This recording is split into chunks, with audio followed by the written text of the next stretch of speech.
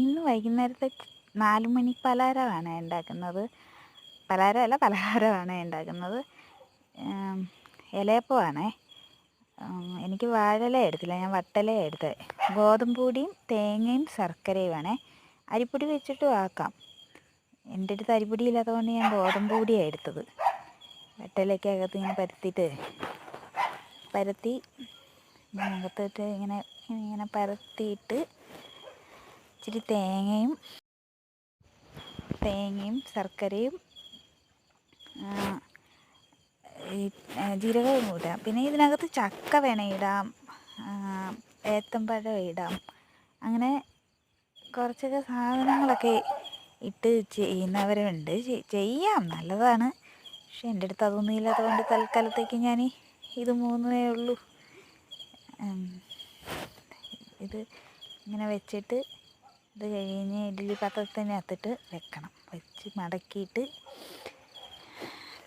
ഇങ്ങനെ ഒരു 4-5 എണ്ണം ഇങ്ങനെ വെച്ച് ഇഡ്ഡലി പാത്രത്തിനകത്തോട്ട് വെക്കുക. വെച്ചിട്ട് അടുപ്പ് കത്തിച്ച് പിന്നീട് 15 നിമിഷത്തിന് ആവണം.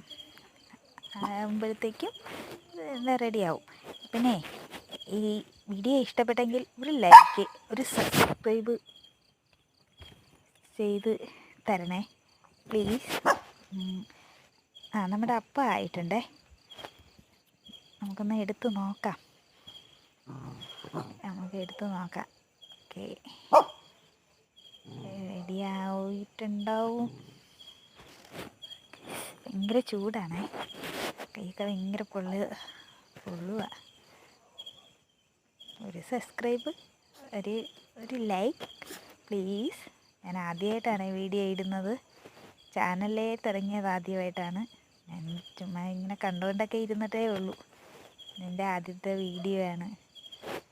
എല്ലാവരും സഹകരിക്കണം. എടുത്തിട്ടേ നല്ല ചൂടാണ്.